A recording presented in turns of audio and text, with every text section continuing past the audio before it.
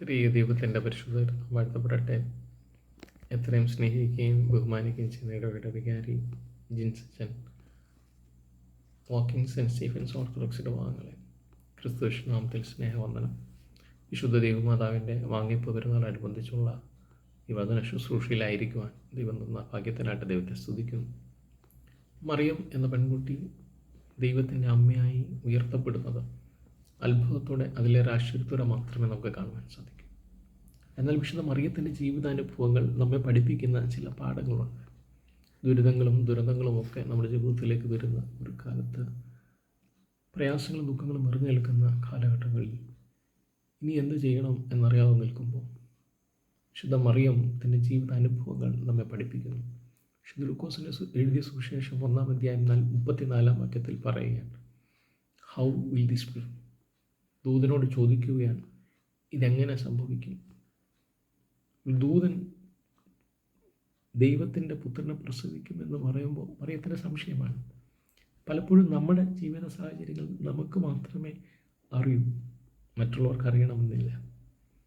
ദൈവത്തിൻ്റെ മുമ്പാകെ തൻ്റെ ജീവിതവും തൻ്റെ സാഹചര്യവും കൃത്യമായി മറിയം വെളിപ്പെടുത്തുകയാണ്. നമ്മുടെ കൂടെ നിൽക്കുന്നവർക്ക് നമ്മളെ അറിയുന്നില്ലെങ്കിലും ദൈവം മുമ്പാകെ നമ്മുടെ സങ്കടങ്ങളെയും നമ്മുടെ അവസ്ഥകളെയും സാഹചര്യങ്ങളെയും ഒക്കെ പങ്കുവയ്ക്കാൻ നമുക്ക് പറ്റണം.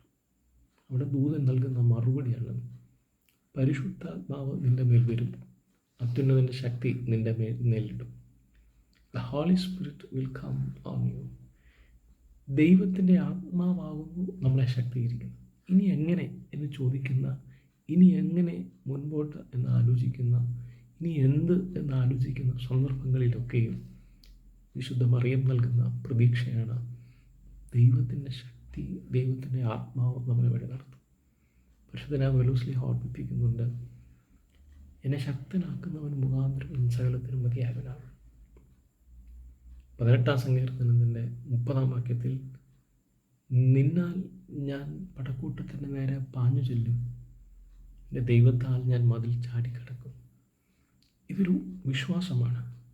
എൻ്റെ കഴിവോ എൻ്റെ സാഹചര്യങ്ങളോ എന്തുമായിക്കൊള്ളട്ടെ, ഞാൻ ദൈവം മുമ്പാകെ സമർപ്പിക്കുന്നു, ദൈവം എന്നെ ശക്തീകരിക്കും. രണ്ടാമതായി, കാനായിലെ കല്യാണത്തിന് വീഞ്ഞു തീർന്നു പോകുന്ന സന്ദർഭത്തിൽ മറിയം പറയുകയാണ്, ദർ ഇസ് നോ വൈൻ. ജീസസിന് മുമ്പാകെ അവർക്ക് വീഞ്ഞ് തീർന്നു പോയി എന്ന് അവതരിപ്പിക്കുകയാണ്. ഇനി ആ വീട്ടിൽ എന്ത് സംഭവിക്കാം? ആരോടൊക്കെ വേണമെങ്കിലും മറിയത്തിന് ഇത് പറയാമായിരുന്നു. പക്ഷെ ദൈവത്തോട്, യേശു ക്രിസ്തുവിനോട്, തൻ്റെ പ്രിയ മകനോട്, തൻ്റെ നാഥനോട് പങ്കുവയ്ക്കുകയാണ് ആ വീട്ടിൻ്റെ അവസ്ഥ. അത് പറയുമ്പോൾ ഒരു ഉത്തരം ഉടനെ നമുക്ക് പ്രതീക്ഷിക്കുന്ന ഒരു ഉത്തരവൊന്നും ലഭിക്കുന്നില്ല ക്രിസ്തുവിൽ നിന്ന്.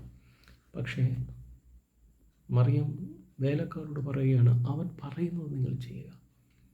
ക്രിസ്തുവിലുള്ള ഒരു വിശ്വാസത്തിൻ്റെ ആഴമാണ് അത് വ്യക്തമാക്കുന്നത്. ആഴം നാം തിരിച്ചറിയണം.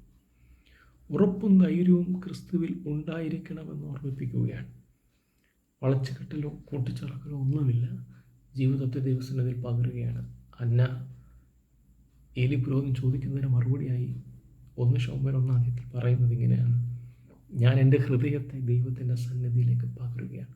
നമ്മുടെ ഹൃദയങ്ങളെ, മനസ്സുകളെ, ചിന്തകളെ ദൈവം പകരാൻ, വിത്തൗട്ട് എനി ബാരിയേഴ്സ് നമുക്ക് പകരാനായിട്ട് പറ്റണം. നമ്മുടെ ഹൃദയങ്ങൾ, നിലവുകൾ, സങ്കടങ്ങൾ, what ever may be the reality, അത് എല്ലാ കുറവുകളും നിരാശകളും ആകുലതകളും ഒക്കെ നിറഞ്ഞതായിരിക്കാം. അതുപോലെ ദൈവം മുമ്പാകെ സമർപ്പിക്കാം. He knows and understands us more than anyone near to us. നമ്മളോട് അടുത്ത് നിൽക്കുന്ന എല്ലാവരെക്കാളും നമ്മളെ അടുത്തറിയാവുന്നവരാണ് ക്രിസ്തു. അവിടെ വീട്ടുകാർ, മണവാളൻ്റെ ആളുകൾ, മറിയത്തിന് പരിചയമുള്ള ആളുകളൊക്കെ ഉണ്ടായിരുന്നു. പക്ഷേ മറിയം വീഞ്ഞു തീർന്നു പോയി എന്ന് പങ്കുവയ്ക്കുന്നത് ക്രിസ്തുവിനോടാണ്.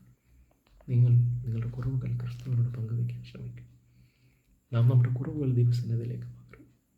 മറ്റുള്ളവരുടെ ജീവിതത്തിൽ കുറവുകളും പ്രയാസങ്ങളും വരുമ്പോൾ നമുക്ക് എന്ത് ചെയ്യാൻ പറ്റും എന്ന് ആലോചിക്കാൻ മറിയം ഒരു മാർഗമാണ്. മറിയം പറയുകയാണ്, നിങ്ങളത് ക്രിസ്തുവിങ്കിൽ സമർപ്പിക്കും.